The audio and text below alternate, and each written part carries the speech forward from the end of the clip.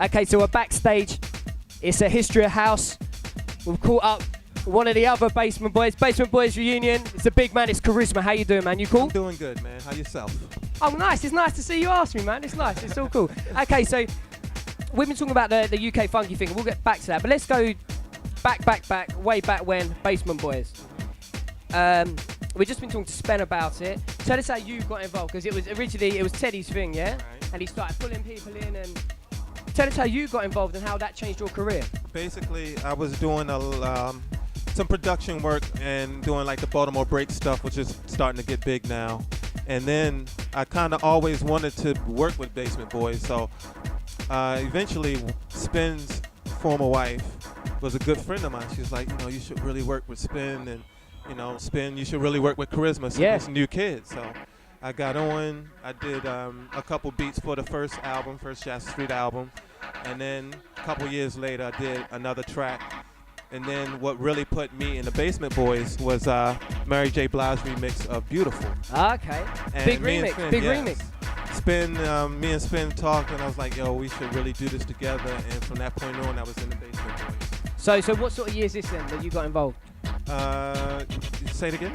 So what year? What time is this? Oh, this was like around 92, 93, right around that time. Okay, and you see it as like a turning point in your career. Did it take you to the next level? Yeah, it did. It gave me a platform because Basement Boys already was an established label and production group. So it was just another platform to, put me where I am today. Would you say that Basement Boys were pioneers in dance music in the US? Were they at the forefront of pushing it and maybe crossing it over, especially with the remixes and stuff? Definitely. It's how you take it into that commercial market. Well, not only that, they had the first 3 artists, signed to major labels ever. That was themselves, as those guys signed to MCA. Alternate signed to Warner Brothers. Yeah.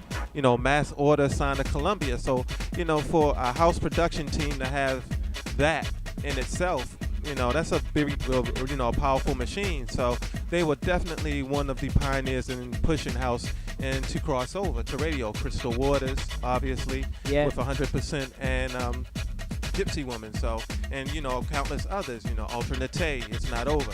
So with these things happening in house at the time, very big part of the scene and of the movement.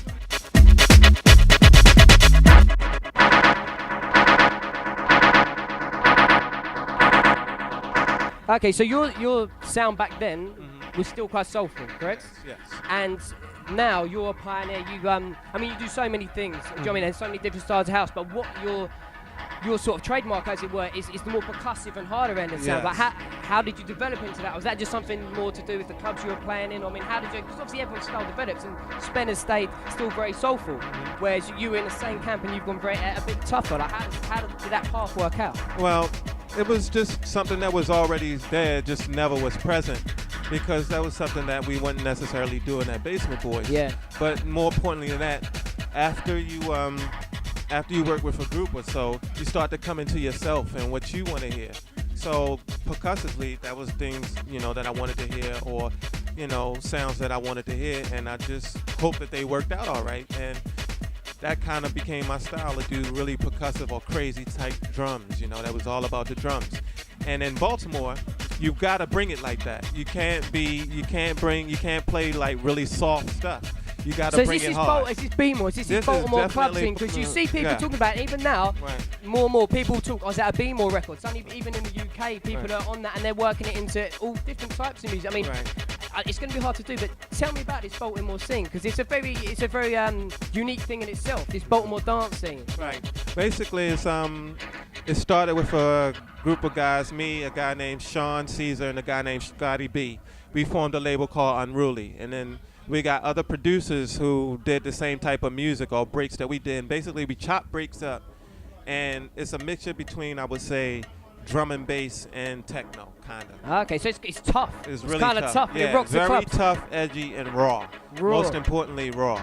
So, I did all of this prior to coming to Basement Boys for 5 or 6 years. So then, knowing that now, it makes sense what your beats are like now, doesn't it? I suppose, and a lot of people wouldn't know that, but you've gone full circle and gone back to the tougher club Yeah, sound. it's definitely. It's just try to mature it a little bit, because I never wanted to sound the same every time. But basically, those type of beats also rock my soul. Yeah. You know, it's something that I would want to dance to, or I would want to hear. So basically, you're getting just a full circle hand of charisma when you hear something that I do.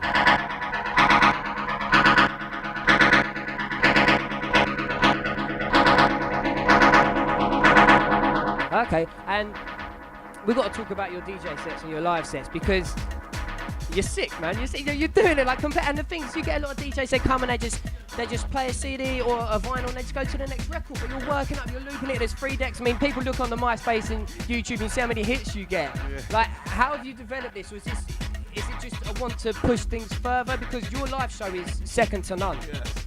It's basically me just, you know, as a DJ and then playing like 3 turntables and records, it just allows you to be more creative. So why not, with this machinery, become creative? It's an instrument, and I think a lot of DJs didn't think of it as that. This is a way to play one format of music. That's it. You know, it's just a new way. Well, me, I always thought like anything like that, any type of instrument that plays music, whether it's vinyl, whether it's a tape deck, it doesn't matter. Find a way to freak it that other people aren't. That's the way to be unique, and that's what you've done, and that's why people, they want to see you play live, not just about buying a record, they want to see you cut it up. Right. Oh, actually, I suppose quickly, what are you like with like embracing technology? Because you know, certain people like, oh, I'm a vinyl man, have you gone CDs, and then everyone's on CDs, and then everyone's playing like Ableton and laptop. I mean, what's your setup? What do you like playing on? Do you think, okay, I can play on the CDs, but I'm not then going to Ableton? Is that taking the skill out of it, or what do you think? Well, for me right now, the way I feel about it is I still get that old DJ feeling with CDJs. With looking at a laptop all night long, it isn't necessarily my thing. I think like you take away from the whole crowd aspect because there's no interaction, and you're concentrating more on that screen than you are on the crowd. So for me, I'd rather do the CDJ thing. And plus, right now, it's still not the most stable thing ever. You know, it's still, you know, I've seen laptops crashing the crowd. Yeah. Who wants that? Because once you got a vibe going, there's no way to get it back, and it's really hard to get back a floor after you have them up here, and then you know you kill it. Yeah, that's right. So for me, right now, I don't knock in technology. I use it to the best that I can, but you know, I embrace it all because you got to move forward, and you never want to be left back. Awesome, man. We've got the guys flagging you, Karizma, man. It's been a pleasure. Seriously, brother. Nice one, man. yeah. Thank you.